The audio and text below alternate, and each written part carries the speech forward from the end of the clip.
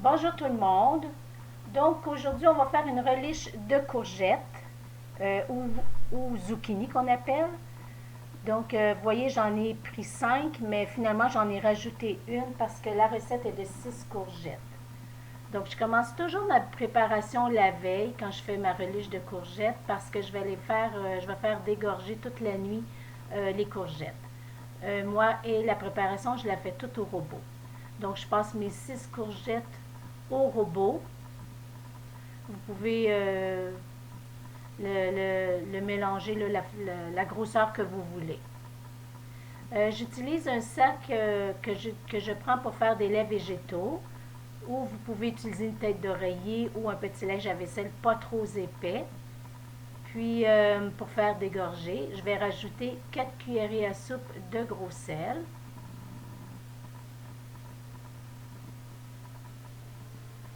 Donc, vous voyez la préparation avec le sel, là, déjà le liquide commence à sortir, l'eau des courgettes commence à sortir. Donc, je vais laisser cette préparation-là suspendre à mon lavabo toute la nuit.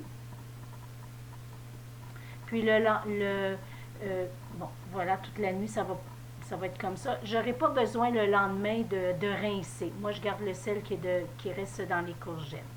Donc, le lendemain matin, on commence notre préparation, on continue notre préparation de la relish.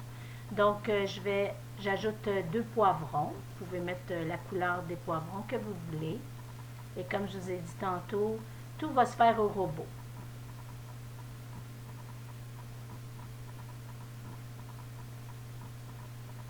Donc, moi, j'aime ça. Habituellement, une relish qui est assez haché fin. Donc, on ne se casse pas la tête. On utilise notre robot culinaire. Ça fait une belle texture. Ensuite, je vais utiliser 4 tasses, 4 tasses d'oignons hachés finement aussi au robot, 2 branches de céleri,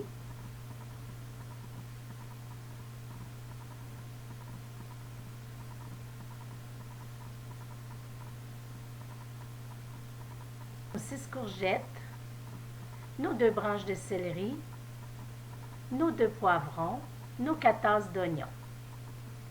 On va poursuivre maintenant avec le reste des ingrédients à ajouter, qui sont, je mets moi 2 tasses de sucre. La recette en demandait 4, mais à 2, ça fait, moi j'aime le goût. 2, ça fait moins de sucre dans la recette. 2 tasses et demie de vinaigre. Une cuillerée à soupe de curcuma.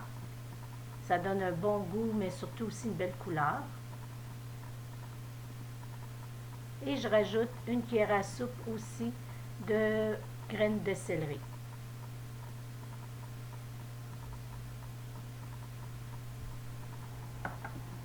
Et du poivre moulu. Maintenant, on a tous les ingrédients, on va être prête, on mélange tout ça comme il faut. Puis on va être prête à aller faire mijoter ça doucement entre 20-25 minutes à feu doux, puis on va brasser régulièrement. Pendant que ça cuit, je prépare mon chaudron pour ma stérilisation à la vapeur.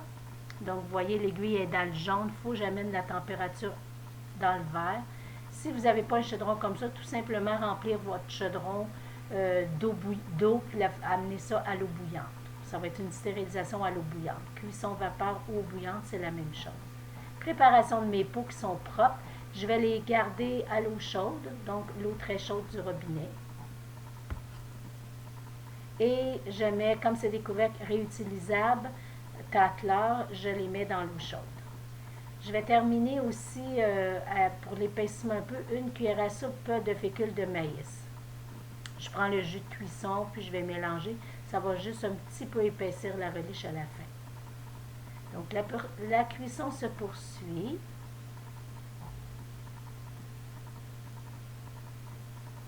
On a une belle couleur jaune à cause du curcuma.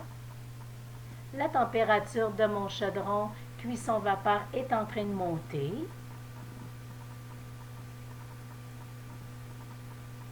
Et mes couvercles sont chauds. Donc voilà, la température est arrivée à la bonne température là, dans l'aiguille rouge et dans le vert. La reliche, elle a terminé sa cuisson. Ça m'a pris 25 minutes. Donc, on va être prête à l'empotage. Je sors mes pots chauds qui étaient dans l'eau chaude du robinet. Fait que tout va être chaud. Les pots chauds, la reliche qui est chaude et le 3 litres d'eau qui chauffait dans le cuisson vapeur. Donc, toujours empoter aux mêmes températures pour ne pas faire de choc thermique. Donc, pour la reliche, on laisse 1/4 de pouce.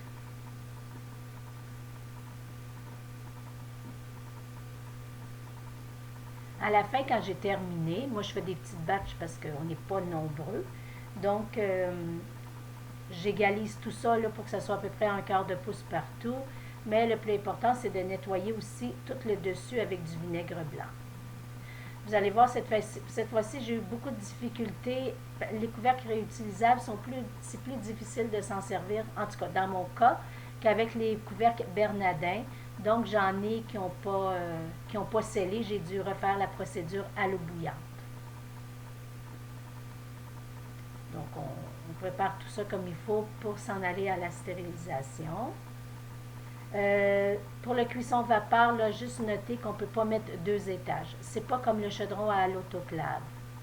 Donc, c'est prêt. Je m'en vais faire ça à la stérilisation. Voilà. Ma stérilisation est terminée. Et voici que j'ai 5 couvercles qui n'ont pas scellé. Donc, je les ai repris. J'ai mis des couvercles Bernardin dessus.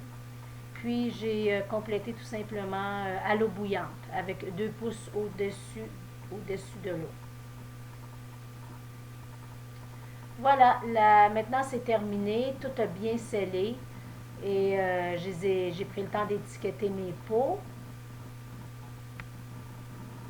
Donc, après 24 heures, ce qu'on fait, c'est qu'on enlève les bagues de sur les couvercles. Il ne seront plus nécessaire de les remettre.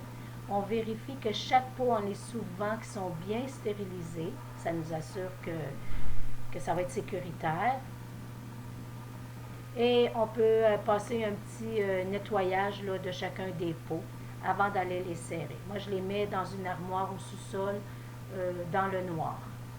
Ça peut durer longtemps, là, plus d'1 an. Je vous montre, quand vous enlevez un couvert, vous allez voir c'est difficile, vous savez que ça l'a bien scellé. Fait que je vous montre la texture. Elle est très bonne. Donc, bon appétit.